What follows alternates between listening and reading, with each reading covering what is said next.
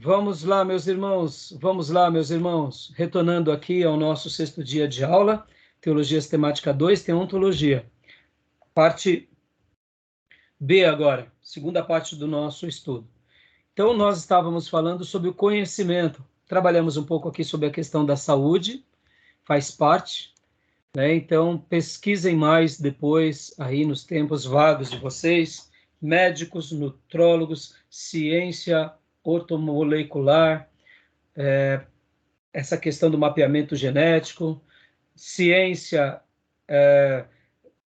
medicina chinesa, medicina, como se diz, homeopática. É muito interessante tudo isso, viu, meus irmãos? Fica aqui a minha dica. Bom, continuando aqui, a questão do conhecimento, e agora vamos para a questão da sabedoria, meus irmãos. Quem quer ler para nós, sabedoria? Posso ler, pastor? Por favor. Dizer que Deus tem sabedoria significa dizer que ele sempre escolhe as melhores metas e os melhores meios para alcançar essas metas. Essa definição vai além da ideia de que Deus conhece todas as coisas. Especifica que as decisões divinas quanto ao que fará são sempre sábias, ou seja, sempre trazem os melhores resultados, do ponto de vista absoluto de Deus, e trazem esses resultados pelos melhores meios possíveis. Amém. Bom, Deus, eu poderia dizer, afirmando que ele é a sabedoria em essência. Assim como Deus é o amor, eu poderia afirmar que Deus é a sabedoria. E que ele, sendo pleno em sabedoria, tudo deriva dele.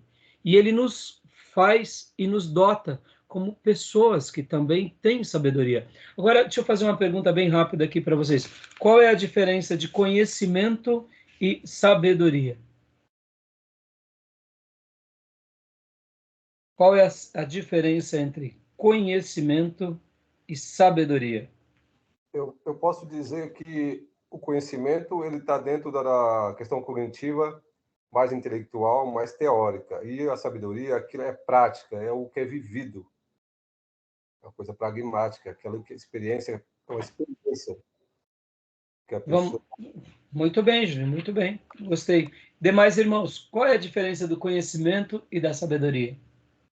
Por incrível que pareça, eu ia falar exatamente o que o irmão Júnior falou. Brincadeira. Mas eu faço das palavras do irmão Júnior as minhas.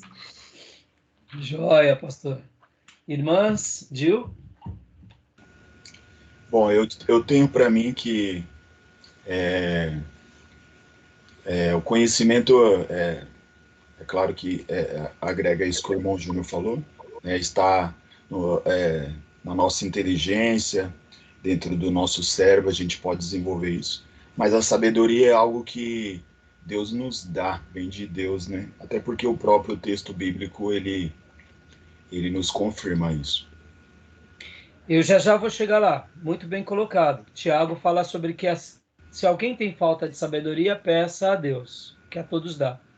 Eu acredito que entre a sabedoria, temos esses dois níveis, a sabedoria dos homens e a sabedoria de Deus. Mas eu não estou entrando agora na de Deus. Eu quero apenas abordar mesmo a sabedoria e o conhecimento, e a diferença, ou a sutil diferença. Mas muito bem colocado, Gil. Irmã Maísa, irmã Cleusa?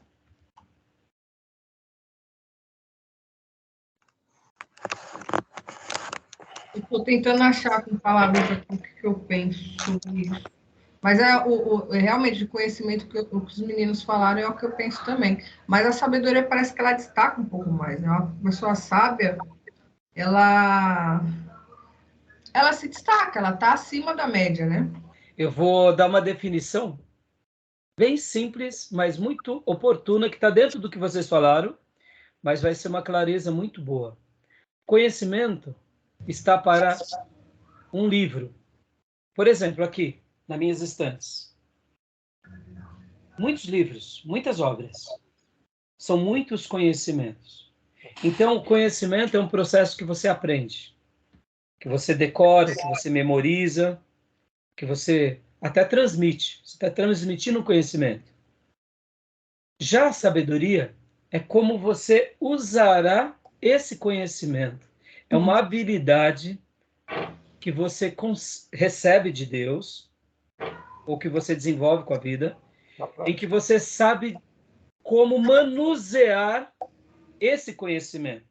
Vocês há de convir comigo que dentro dos catedráticos, nós temos pessoas assim, de um conhecimento vasto, mas eles não têm muita sabedoria, eles não sabem como usar aquela sabedoria. Ao mesmo tempo, algumas pessoas são dotadas com uma aptidão que eles não têm tanto conhecimento, mas eles, o pouco que têm, eles conseguem usar aquelas ferramentas muito bem. Agora, é claro, quando uma pessoa tem a sabedoria, essa habilidade, e ela desenvolve com o conhecimento, se torna um apóstolo Paulo, um Moisés.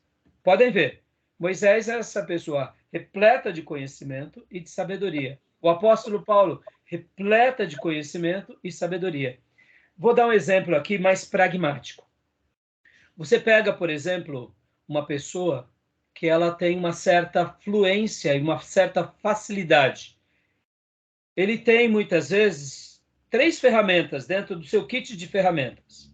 Mas ele tem tanta habilidade que com essas 3 ferramentas ele faz tanta coisa. Em outras palavras, é como se ele tivesse um toque de sabedoria. No momento que você dá mais ferramentas para ele e ele coloca nessa caixa de ferramentas, ele faz coisas assim absurdas. Então, a sabedoria está para o manuseio daquilo que você sabe, daquilo que você conhece. Eu sei que talvez eu não estou sendo tão claro, mas o conhecimento é essa habilidade que você adquire por meio do seu esforço, por meio do seu aprendizado, que não é inútil, viu, irmãos? Percebam, são graças de Deus sobre nós. Mas, percebam, na vida a gente não nota muitas vezes uma matriarca que ela é sábia, mas ela não foi estudada. Mas o pouco que ela sabe, ela tem uma percepção da vida, ela tem uma sensibilidade com as coisas. Vamos supor, o Júnior lá no direito, por que alguns advogados se destacam? Porque eles conseguem pegar aquele conglomerado de obras, de ensinos, de situações, eles conseguem encaixar. O que é isso, senão a sabedoria? É como você usa os recursos que tem. Então, na minha percepção, a sabedoria ela está ligada a esse exercício que a pessoa consegue fazer as coisas. Já o conhecimento seria como o agregado de ensinos. Vamos pegar aqui uma outra aplicação. No esporte, irmãos, no esporte. Por exemplo, você pega uma pessoa extremamente habilidosa. Eu compararia essa habilidade ao quê? Eu compararia essa habilidade à sabedoria. Já outra pessoa que estudou esporte, ele conhece tudo do corpo humano, das técnicas, faz conta de quanto foi a força daquele chute, daquele drible, mas ele não sabe fazer aquilo. O outro faz de uma forma... Agora, é claro, prática, né? É a prática, é o exercício, houve um sacrifício, né? Mas deu para explicar um pouco? Ajudou? Sim, claro, porque, na verdade, o conhecimento é como um manual. Você pega um manual, se você... Eu conheço o manual, agora eu quero ver como vou colocar aquele manual que eu conheci na prática. Exatamente. A prática é a questão pragmática, da experiência. Porque tem muita gente, você vê às vezes um pedreiro, ou uma pessoa, um eletricista, que a pessoa não tem pouco conhecimento, não estudou pouco, mas ele vai e desenvolve aquilo na prática. E ainda dentro desse contexto, Júnior, olha que interessante, irmãos. Eu me lembro que eu estava numa aula, né, numa clínica de tênis, e o meu professor, ele contou uma história muito interessante. Não foi ele, não. Eu acho que foi uma pessoa de RH. Isso. Que ele contou que ele estava fazendo uma entrevista, e olha que interessante. Dentro dessa entrevista, ele tinha uma prova que era uma prova quase como um laboratório. Você dava uma tarefa para o candidato, você pegava esse candidato, colocava numa sala. Lá você tinha o computador e você tinha só uma cadeira. E então você tinha que fazer com que a pessoa desenvolvesse aquilo. E geralmente, segundo esses entrevistadores, os candidatos que já tinham uma formação no esporte, eles tinham uma performance nessa prova muito mais avançada do que aqueles que nunca praticaram esporte nenhum. Porque o esporte tem essa capacidade, o quê? Tanto intelectual quanto motora. Pode ver, você não pratica um esporte sem exercitar ele, seja qual for o esporte. Então, geralmente, as pessoas que mais se destacavam eram pessoas que tinham, geralmente, esportes individuais, como o tênis, em que eles precisavam usar o corpo. Então, eles usavam o ambiente e usavam o que tinha. Então, eles não tinham problema de sentar no chão, pegar o banquinho, já virar, pôr o computador em cima e já começar a fazer. E enquanto os outros que foram treinados só na escola, que nunca praticaram esporte, até pensar o que fazer, sento no chão, mas o que vão pensar de mim? Então, vejam bem que como o nosso corpo, essa questão, como que a gente vai sendo desenvolvido na vida, né? Por isso que a sabedoria tem a ver com essas habilidades que a gente vai adquirindo e na prática, né, irmãos? Agora, o Gil tocou num assunto muito legal, e lá em Tiago diz, né? Tiago 1,5, se algum de vocês tem falta de sabedoria, peça a Deus que a todos dá livremente, de boa vontade, e lhe será concedido. Eu quero acreditar que dentro da sabedoria há uma sabedoria exclusiva, que quando a gente pede para Deus, Deus nos concede, que é a sabedoria espiritual. Que essa poucas pessoas recebem. Mas quando recebem, é notadamente por todos visto que essa pessoa é diferente. Mas não é diferente porque ela adquiriu isso na vida. Não, isso é um presente de Deus, que é um fruto da busca do servo de Deus em Deus, pedindo em oração sabedoria. Eu acredito, irmãos, eu acredito muito, que assim como Deus, ele é esse ser sábio, pleno, ele tem muito mais para nos dar. E aqui, quando eu dou aula, qual é a aula? Não me lembro agora se é pedagogia, qual é a matéria? Eu costumo dizer que Deus pode nos curar da burrice. Não que a gente seja burro, tchongo, não é isso. Muitas vezes a gente não põe algumas barreiras. Eu não tenho como, eu não tenho jeito. Eu acredito que o poder de Deus é tão grande que ele pode tocar nos nossos neurônios e pode nos agraciar até com uma qualidade cognitiva muito superior para essa vida, para a expansão do reino, como um presente de Deus. Porque se Deus pode nos curar de uma febre, se Deus pode nos curar de uma doença, por que ele não pode curar alguns neurônios meio lesados? Dando um toque divino, falando, saia daqui lesado e seja abençoado esse servo com neurônios mais aguçados, com uma mente mais produtiva. Então, não duvide não, tá? Que Deus pode estar te abençoando cada dia mais, tá bom? Amém? Amém, eu creio e tomo posse. Amém. Eu também, viu, mas... Veracidade, meus irmãos, veracidade. Quem quer ler, pode ler para nós.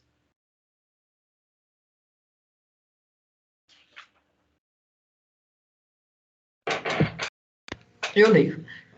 A veracidade divina implica que ele é o Deus verdadeiro e que todo o seu conhecimento e todas as suas palavras são ao mesmo tempo verdadeiros e o parâmetro definido da verdade. O termo fidedignidade, que significa veracidade ou confiabilidade, é às vezes usado como sinônimo da veracidade divina. Ou seja, a veracidade ou fidelidade está em Deus. Ele é fiel, mesmo nós não sendo fiel, disse o apóstolo Paulo. Porque ele não pode negar a sua natureza. Agora, deixa eu fazer uma pergunta aqui para vocês, para a gente ir para o próximo. Qual é a diferença entre fidelidade e lealdade? Tem diferença ou não? Isso é muito legal, hein? Lealdade e fidelidade. Tem diferença? Fidelidade me parece que sugere a questão conjugal. Desculpa, é fidelidade e lealdade. Leal com relação à amizade. Então, Você é casado com fidelidade ou com lealdade? Fiel, fidelidade. Eu acho que tem que ter os dois, principalmente no relacionamento conjugal, fidelidade e lealdade, né? São termos que, ora, são sinônimos no nosso dia a dia, mas há uma sutil diferença. Há uma sutil diferença. Eu sei que tem, mas talvez não me seja tão claro porque eu não consigo expressar em palavras. Vamos lá, os irmãos Gil, Júnior e Cleusa querem falar? Pastor Johnny, quiser falar mais? Bom, eu acredito que, a princípio, eu pensava ser duas palavras sinônimas. Elas são, diferentes. mas tem um detalhe ainda mais que se destaca. E eu quero ensinar para vocês. Percebam, Deus, ele é fiel. Deus, ele é leal. A plenitude da fidelidade e da lealdade está nele. E quando ele nos fez também sermos pessoas que temos fidelidade e lealdade. Mas nesse conceito há uma diferença e é legal quando a gente discerne. Sabe qual é? Fidelidade está ligado fidelidade está ligada a não trair e lealdade está ligado a servir, alguma coisa assim? Então, é quase isso, olha só. A lealdade está ligado a você dizer a verdade. Então, eu posso... Olha só que interessante.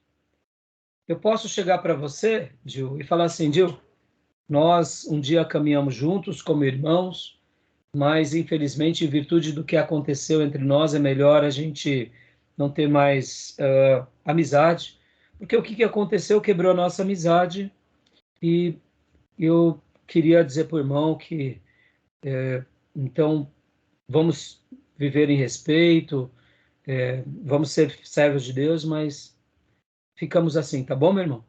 Vem cá, essa fala que eu disse com verdade para você, Gil, eu expresso lealdade? Fui verdadeiro com você? Leal. Fui leal? Mas isso significa que eu vou continuar sendo fiel à nossa amizade? Não. Não. A lealdade tem a ver com falar a verdade. E a fidelidade tem a ver com se manter unido em aliança. Olha que legal. Podem ver, eu aprendi isso no MBA, irmãos, quando eu fiz na FGV. As empresas procuram fazer programas de lealdade ou de fidelidade? Fidelidade, não é? Eu só posso repetir o que você falou? Manter-se unido? Em aliança. A fidelidade. Aliança. Okay. A fidelidade tem a ver com a aliança. E a lealdade tem a ver com o quê? Com você expressar sempre ser verdadeiro. Mas se eu expresso ser sempre verdadeiro, não significa que eu mantenho em aliança. Eu posso ser verdadeiro, leal com o meu inimigo. Mas nunca serei fiel a ele. Porque ele é meu inimigo. Então, de fato, como o pastor Johnny falou aí, né, não existe um casamento sem fidelidade. Exatamente. Exatamente. A fidelidade tem a ver com a aliança. A lealdade tem a ver com a verdade dessa aliança. No entanto, eu posso ter a ruptura. Por exemplo, o marido chega para a mulher e diz assim, bem, eu não te amo mais. Não consigo mais viver com você. Ele está sendo fiel ou ele está sendo leal? Leal. E que Mas, Deus quer que a gente seja fiel. Entendeu? A fidelidade tem a ver com essa permanência na aliança. E a lealdade... Porque a ideia aí é de confiança, porque a palavra, vocês podem ver, que a palavra afiança. O que é uma fiança? Algo que se dá em garantia. Confiança. Sem fiança. É a confiança. Que ambos ali pactuam. Tanto a lealdade quanto a fidelidade. Mas a fidelidade vai estar mais relacionada à confiança mútua entre aquela pessoa. Exatamente. Por isso, eu estou falando isso aqui para vocês, irmãos, porque eu achei que é muito interessante, porque o que acontece? As empresas, elas buscam programas de fidelidade, porque elas querem clientes fiéis. A Apple quer alguém que consuma os aparelhos da Apple por gerações. Eu posso chegar e falar assim, tá bom, Apple, eu não quero mais, eu estou sendo leal à Apple. Ela não quer a minha lealdade, ela quer a minha fidelidade. Porque eu posso dizer que eu não quero mais, não gosto mais. Hã? Tinha aquele contrato, tinha uma cláusula, não sei se era de telefonia, de fidelismo. Lembra? É considerado até uma cláusula abusiva, de você ficar um ano ali, você não pode quebrar, porque tem multa, é dado de fidelismo. Exatamente. Então, assim, agora, eu fiz essa questão aqui só para ensinar e agregar para vocês, porque parece bobeira, irmãos, mas muitas vezes quando há uma ruptura de uma amizade ou de uma confiança, isso não quer dizer que a gente pode... houve a quebra da fidelidade, mas eu posso continuar sendo leal, posso continuar sendo verdadeiro. Pode ver, a gente não sabe lidar com essas coisas, né? A gente não sabe lidar. Eu não sei lidar com o irmão falando, irmão, eu estou tendo dificuldade de confiar em você. Mas é questão de tempo, é questão de... Você vê, são termos, né? Mas só para agregar para os irmãos, tá bom, irmãos? É complicado, na verdade, né? Porque eu estou pensando aqui, pensando inclusive na parte conjugal, a questão da fidelidade. Se há ruptura, houve uma traição, que seja. Houve uma ruptura ali até então, mas eu estou sendo leal em confessar o meu erro. Não quer dizer que a pessoa para quem eu confessei vai continuar acreditando em mim. Exatamente. Ela pode chegar e falar, olha, sobre a questão da fidelidade, você vai ter que reconquistar. Mas você foi leal. A pessoa que fez foi leal de falar. Então, são termos, geralmente a gente tenta, são sinônimos em muitas ocasiões, mas é interessante quando a gente consegue ter esse discernimento, porque a gente até consegue resolver os problemas com mais, eu diria, com mais critério. Por exemplo, pastor, o senhor tocou no assunto. Quem traiu? Quem traiu, a gente espera que o traído perdoe. E que, por perdoar, a gente espera que haja manutenção. Mas, muitas vezes, o que foi traído, ele perdoa, mas ele não quer mais a convivência. Justamente. É um direito que existe. Então, ele está sendo... Me parece que isso revela que a pessoa estava baseada na lealdade, não na fidelidade. Porque se realmente, de fato, é fiel, né? Como é fiel à aliança, a aliança não se quebra em nenhum estágio. A aliança que Deus tem conosco, ela não se quebra. Por mais que a gente seja infiel, Deus permanece fiel. Então, se a gente vive nessa aliança conforme o entendimento divino, não se quebra mesmo que haja traição, né? Então, mas olha que interessante, Pelo né, menos Maís? é o que eu estou tendo aqui em conversa. Mas olha que interessante. Jesus, aí vamos para a palavra. Jesus diz que ele consentiria com o divórcio só quando houvesse traição. E aí é uma outra questão, por conta da dureza dos corações. Então, mas não, a dureza dos corações era no... Como que se diz? Isso, sim, o divórcio era a dureza dos corações, mas é no outra ocasião, quando Moisés libera da carta. Agora, quando Jesus fala sobre a questão do divórcio que ele entenderia, dando a ideia de que ele entende quando há traição. Ali não tem nada a ver com dureza do coração. Sim.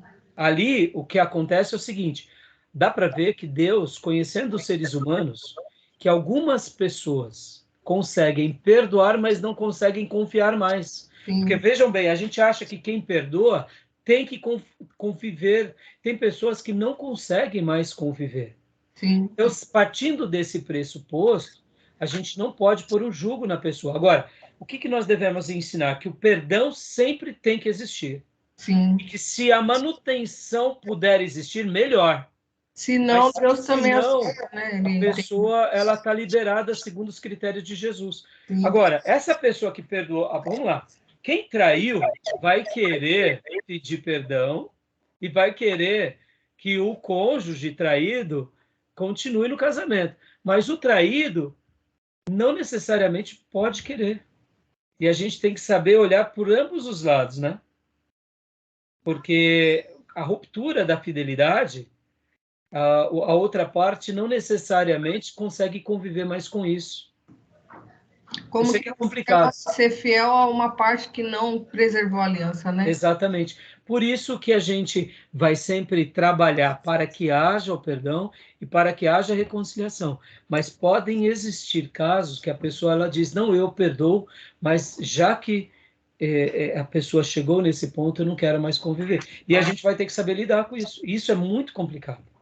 E a questão de direito e deveres, né? Às vezes coloca um fardo sobre a pessoa que, infelizmente, tá perdoando, mas não aceita mais. A gente fala, não, mas não pode. Você vai para o inferno se você No final das contas. quantas vezes for traído, você tem que aceitar de volta, né? Exatamente. Aí a gente coloca um peso. E aí o traidor ele se sente confortável porque o outro está com um peso. E não existe, como falar, não existe correção, não existe consciência, mudança de mente, a metanoia ele vai continuar fazendo porque o outro continua aceitando. Né? Exatamente. Então, por isso que Jesus deixou esse critério. Agora, por que eu estou falando isso, irmãos? Porque tem pessoas que ela consegue liberar o perdão, mas ela não consegue mais viver em aliança. Porque a aliança tem a ver com essa cumplicidade, né? E a lealdade tem a ver com falar a verdade, né? Tudo bem até aí? Tranquilo? Tudo ótimo. Nem um pouco polêmico, né? Mas eu só quis entrar nisso daqui para poder mostrar que a gente, no ministério, a gente vai ter que saber lidar. Ah, outra coisa, importantíssimo. Irmãos, não se esqueçam, o único pecado imperdoável é a blasfêmia contra o Espírito Santo, viu? A gente trata o divórcio como se fosse a blasfêmia com o Espírito Santo. Agora, deixa eu fazer uma ressalva. Tá uma pouca vergonha e tem um monte de desviado casando de novo e divorciando, porque avacalhou. Não tem mais temor. Ou seja, pastor, missionário, virou uma sem vergonhice. Então, não estou falando isso, mas a gente tem que saber o seguinte, que o único pecado imperdoável é a blasfêmia contra o Espírito Santo. Uma pessoa que passou pelo divórcio, pelos motivos que for, se arrependeu, Deus pode perdoá-lo. E a gente trata até dessas cláusulas como se fosse blasfêmia com o Espírito Santo, e não é. Tá bom? Agora, que tá uma pouca vergonha, tá. Tá ou não tá?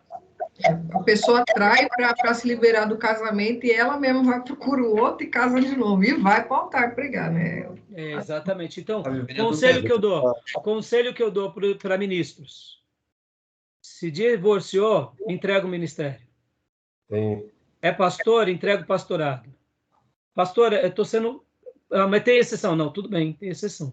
Então, trate as exceções como exceções. Pastor, o senhor está sendo muito... Não estou sendo, não. Porque nós recebemos um chamado muito elevado. Hoje, vocês vão ver aí missionários, pastores, cantores que já casaram pela 7ª vez. Meu irmão, a Gretchen, né? Desculpa. Hã? Tá igual a Gretchen.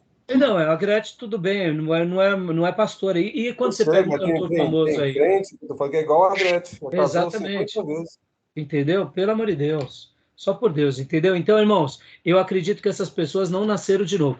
Pastor, o senhor está julgando? Não estou julgando, não. Eu não vejo fruto, entendeu? Agora, se a pessoa divorciou e assim como Paulo está vivendo o celibato, beleza. Está vivendo o celibato sem fornicação? Tranquilo. Estão entendendo, irmãos? É fruto.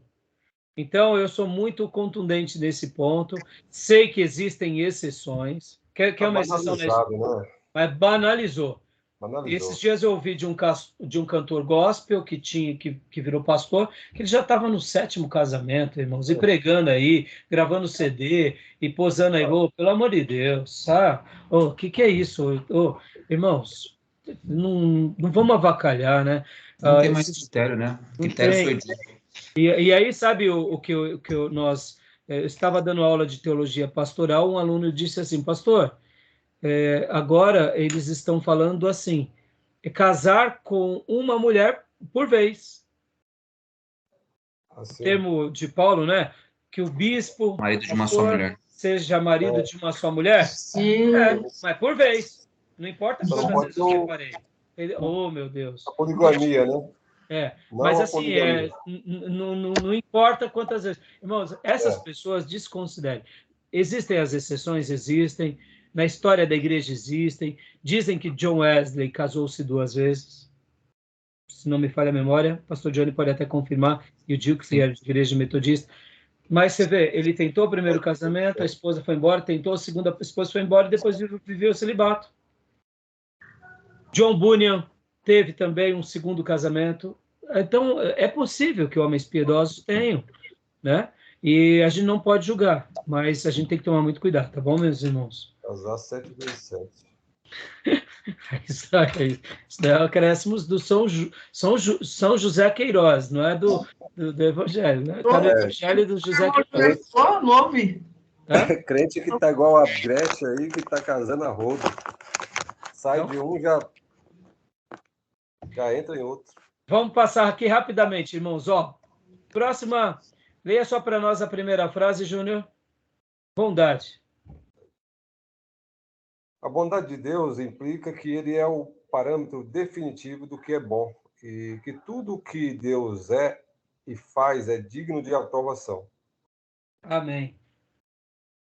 Então, a bondade veio de Deus e ele nos fez ser pessoas bondosas. Agora, vamos lá, meus irmãos. Já que Deus é bom, por que ele não acaba com o mal? Aí temos aquela pergunta, né, o trilema de Epicuro. Trilema de Epicuros. De Epicuro, aliás. Né, trilema é muito bom. O Júnior depois passa para o grupo mais uma vez esse podcast, que foi muito bom o debate. Agora, eu aprendi, certa ocasião, com um pastor, que ele disse o seguinte: por que Deus não destrói o mal? Porque aí ele disse assim, tanto a teologia quanto a filosofia vai ensinar algo bem curioso, que é o seguinte: para Deus destruir o mal, ele teria que acabar com todas as pessoas. Então, qual foi a alternativa de Deus para destruir o mal? Convertendo maldosos em bondosos. Porque o mal em si, ele não existe. O que existe é o maldoso. Então, é como, por exemplo, a escuridão. Aonde estamos? Impotencialmente, há escuridão. O que é a escuridão? É a ausência da luz. E o que é o mal? Senão a ausência do bom. E sabemos que existe o mal no sentido do maligno, do maldoso. Mas, assim, tratando do aspecto humano, por que Deus não destrói o mal? Porque no dia que ele fosse destruir o mal, nenhum de nós estaríamos aqui. Então, Deus criou uma maneira de destruir o mal por meio do amor e por meio do Evangelho. Porque no momento em que nós nos convertemos, nós deixamos de ser maldosos e praticamos bondade. Essa é a maneira pela qual Deus destrói o mal. Amém? E aí tem a ver com a bondade de Deus. Podem ver, irmãos, quantas vezes na nossa vida termos bondade é difícil. Mas somente por meio de algo assim que a gente vai vencer o mal, fazendo o bem. Porque, de fato, nessa natureza caída, a gente vê as maldades. Mas é por isso que a gente prega o Evangelho, para que maldosos se convertam e pratiquem agora o quê? As obras da luz. Naturalmente, a maldade é sucumbida. Tá bom, meus irmãos? Paulo chega a dizer, né? Não se deixe vencer pelo mal, mas vença o mal com o bem. O bem. Porque, de fato, pastor, se Deus fosse destruir todos os maldosos, antes da nossa conversão, a gente já morreria há muito tempo.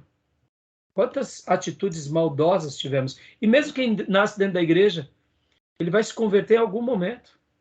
Ou seja, Deus destruiria todos os seres humanos, não sobraria um. Então, a maneira em que Deus destrói o mal é convertendo os maldosos e transformando-os em bondosos, pelo poder do Evangelho. Joia? Continuando, prosseguindo. Então, a bondade é um atributo comunicável. E o grande atributo comunicável é o amor. Leia para nós, Júnior, por favor. Amor. Dizer que Deus tem o amor como atributo é dizer que ele se doa eternamente aos outros. Até aí só. E nós sabemos que Deus é amor e que essa é a essência de Deus, que ele amou o mundo, entregou o seu filho, e a gente está aqui fazendo uma obra, e se a gente não tiver amor, a gente vai ser como o símbolo, o sino que tine, e só barulho a gente vai causar. O amor eu aprendi certa ocasião, que quando temos amor, criamos impacto no mundo. Nosso imperfeito amor, né? Oi? Nosso imperfeito amor. Nosso imperfeito amor, bem colocado. Eu aprendi também, certa ocasião, que o amor sempre nos acrescenta sem jamais nos completar, porque nessa terra nós não seremos plenos e perfeitos. Então é possível vivermos aprendendo, sendo aprimorados, sem jamais nos tornarmos plenos. A plenitude se dará na glória com Ele. Então é possível crescermos durante toda a vida em amor sem jamais nos completar. Assim também em sabedoria. Assim também em conhecimento. Perceba, quando eu falei dos neurônios chongos, vamos lá. É possível a gente amar mais e a gente não sabe, e a gente não pede isso para Deus a cada dia com muita frequência? Então peçam sim o amor, peçam também o conhecimento e peçam também a sabedoria. Porque é possível a gente crescer em sabedoria sem jamais nos completarmos, mas nos tornarmos cada dia melhor. Tá bom, meus irmãos? Continuando aqui para a gente ir rapidinho. Só uma colocação, é uma questão muito prática, né? A gente, infelizmente, cisma em pensar que o amor é um sentimento, quando na verdade é uma decisão. Eu acho que tem muito a ver com o que o próprio Senhor Jesus fala, né? Em João 13, se eu não me engano. Nisto saberão todos que sois meus discípulos, tiverdes amor uns pelos outros. A grande marca não é andar com a Bíblia debaixo do braço na praça, né? É ter amor para com os outros. E Jesus disse que quando nós nos amássemos, todos conheceriam. A grande mensagem nossa, pastor Johnny e irmãos, na igreja não é a nossa oratória, não são as nossas aulas, é a nossa prática em amor. Agora, percebam, nós vivemos nesse mundo moderno tão bagunçado que até o amor foi distorcido. Corrigir não é amar. Aonde já se viu isso? Você só tem que ser um bonachão que fala tudo que as pessoas querem ouvir. Pois é. Você tem que ensinar elas na afirmação errada delas, porque senão você não ama. Não, isso é errado. Podem ver que Deus, quando ele se revela para nós, ele nos corrige porque ama. Hebreus fala isso. Porque ama, ele corrige. Porque ele não nos quer como bastardos. Então perceba, o amor é a nossa maior arma. E pode ver que nós, cristãos, qual é a nossa maior necessidade? É o amor. É o amor. Por isso que o amor cria impacto. Não é o nosso conhecimento, não será a nossa oratória, mas será a nossa forma de amar. Por isso que Jesus disse lá em João, quando nós nos amássemos como igreja, todos saberiam que nós seríamos discípulos dele. Né? É o exercício do amor com a motivação correta, né? Exatamente. E pode ver como que a gente se perde nessa questão, né? E tem gente que faz obra pra caramba e acha que ali é o ápice, né? Exatamente. Ou muitas vezes também ativismo na igreja, né? Quer mostrar suas virtudes, as suas qualidades. Meu irmão, isso tudo é muito bom, mas não vai resolver. Ó, João 13, 34. Um novo mandamento lhes dou. Amem-se uns aos outros, como eu os amei. Vocês devem amar-se uns aos outros. Com isso, todos saberão que vocês são meus discípulos, se vocês se amarem uns aos outros. O maior marketing nosso, da nossa igreja local, da nossa vida como crentes, é amar. É amar.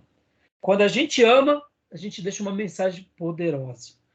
E como bem sabiamente se colocou, pastor Johnny, amor não é sentimentos, amor é decisão. São escolhas e naturalmente o sentimento vem. Tá bom, meus irmãos? Querem fazer mais algum acréscimo? Tranquilo? Tranquilo. Então, eu vou dar uma pausa aqui e para a gente ir para o último bloco, tá bom? Para a gente terminar no horário.